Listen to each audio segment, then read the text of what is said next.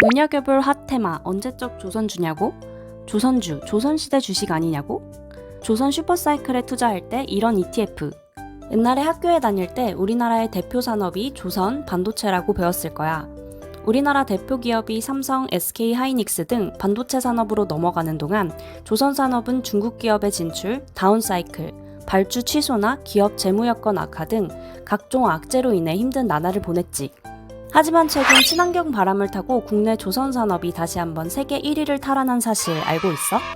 거기에 곧 슈퍼사이클이 도래한다는 예측이 더해지며 대한민국 조선 산업이 살아나고 있어. 잠깐, 슈퍼사이클에 대해 알아볼까? 배를 오래 쓰면 언젠가 한번 교체해야 하잖아. 이런 교체 주기와 맞물려 조선업에는 사이클이 형성되지. 추가로 규제 변경, 우호적인 경제 환경 등의 효과가 더해지면 아래 그림의 1973년, 2003년 같은 슈퍼사이클이 찾아오는 거야. 30년 주기면 아직 10년 남은 거 아니냐고? 다들 알다시피 코로나19 이후 멈췄던 경제활동이 엄청나게 활발해지고 있고 그 결과 선박 수요가 가파르게 늘고 있어. 추가로 화석 연료에서 친환경 선박으로의 교체가 가속화되며 바로 지금 슈퍼사이클에 대한 기대감이 커지고 있어. 1. 조선업의 과거. 전 세계 물동량의 약 90%를 배가 차지하고 있다는 사실 알고 있었어? 그런데 왜 이렇게 중요한 배를 만든 조선업이 그동안 어려웠을까?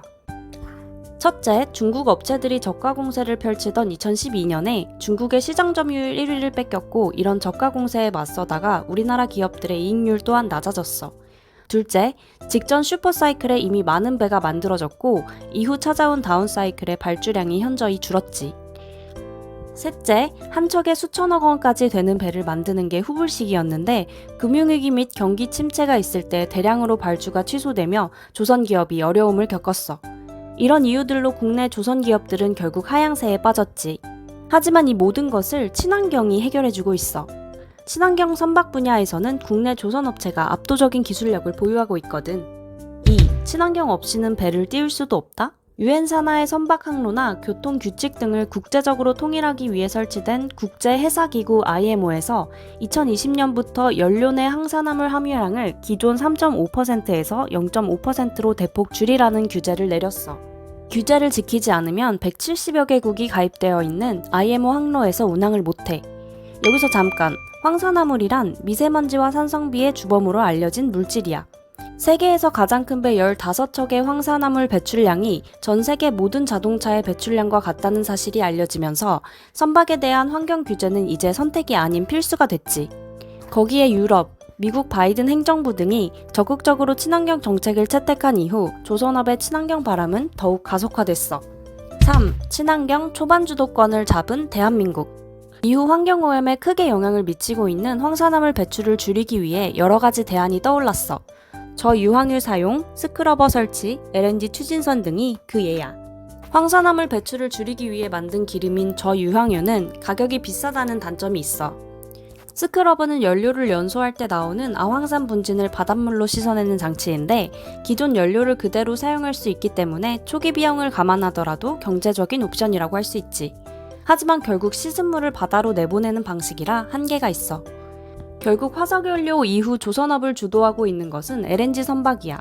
액화 천연가스인 LNG는 기존 화석연료 대비 황산화물 배출량이 90% 이상 적지. 또한 저유황유보다 훨씬 경제적이어서 2022년 신규 선박의 50% 이상이 LNG 선박일 정도로 대세는 LNG 쪽으로 가고 있어.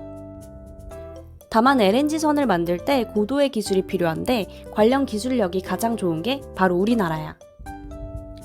가령 기술력이 약한 중국에서는 LNG선을 만들다가 중도에 포기하거나 인도 시기가 지연되는 등의 사태가 벌어졌고 결국 우리나라가 LNG 시장을 장악했어. 전 세계 LNG 운반선 점유율 80% 이상을 유지할 정도로 압도적이지. 추가로 LNG선은 제작이 어려운 만큼 고수익을 낼 수 있다는 장점도 가지고 있어. 그래서 기존 조선업의 저수익성과 점유율 하락을 극복하고 다시 한번 주목받는 계기가 됐어. 2023년 글로벌 대형 LNG선은 총 35척 발주됐는데 그중 한국조선소가 무려 29척이나 수주에 성공했고 중국조선소는 6척밖에 수주하지 못했어.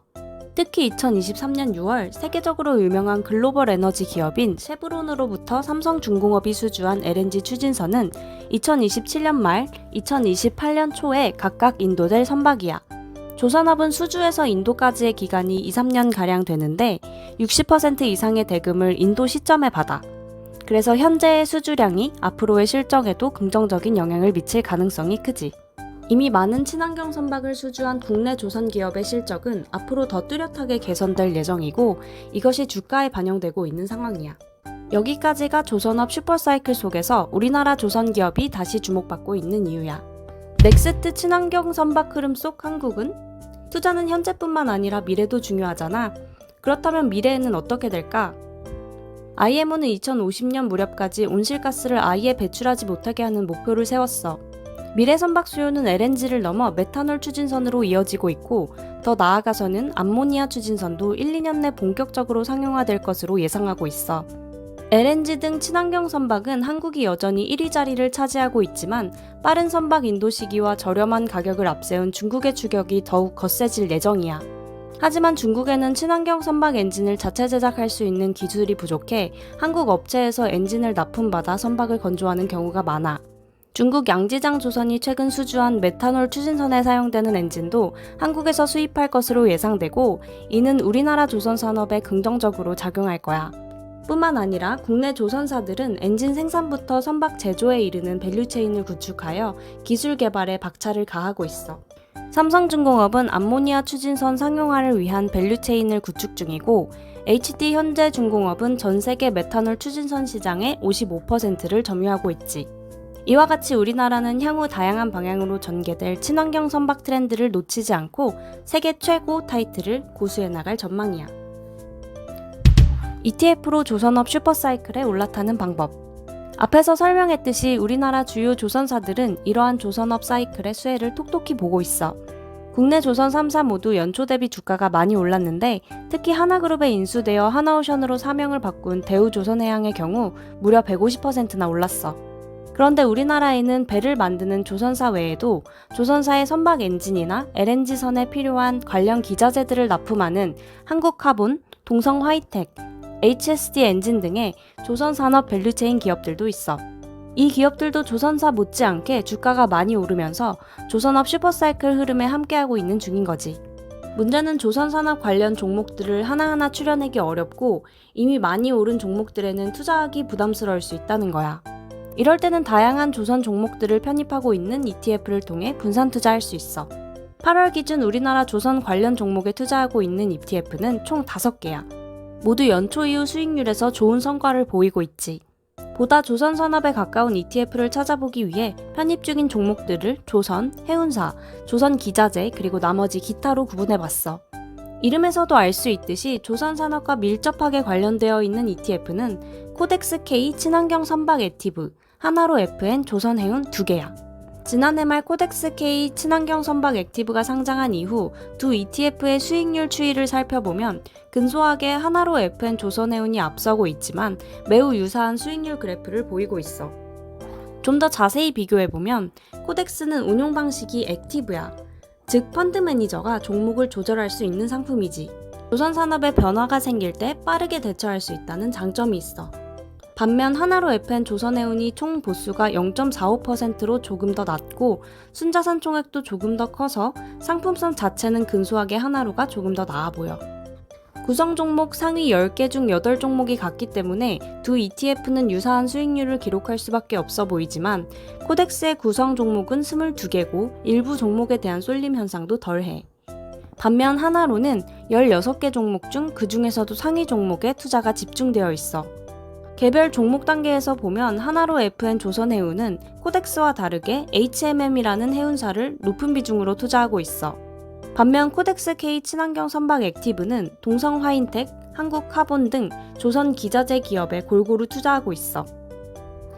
결론적으로 하나로는 조선과 해운에 초집중되어 있는 상품이고 코덱스는 조선 해운산업 외에도 조선 기자재나 기타 선박업 관련 수혜를 받을 수 있는 후방산업에도 골고루 투자하는 상품이라는 거야. 유사한 수익률만큼 두 상품이 엄청난 차이를 가지고 있지는 않아. 그럼에도 만약 2개 중 1개가 고민이라면 나는 이렇게 판단할 것 같아. 하나로는 지금 당장의 조선산업 모멘텀을 받고 싶을 때 좋아 보여. 상위 조선 기업에 집중 투자하고 있어서 인도 기간 도래 후 실적 향상이 기대되는 조선 기업들에 집중하여 투자할 수 있어. 반면 코덱스는 우리나라 조선 산업 생태계 전반에 투자할 수 있는 상품이야. 펀드 매니저 재량으로 구성 종목을 변경할 수 있는 상품답게 현재는 우리나라가 가장 잘하고 있는 LNG 관련 조선 기자재 기업 등에 많이 투자하고 있지. 추후 조선업의 업황이 빠르게 변할 시에 유리할 것으로 판단돼. 지금까지 들어줘서 고마워. 그럼 안녕. 유익했다면 구독과 좋아요, 알람 설정도 부탁해.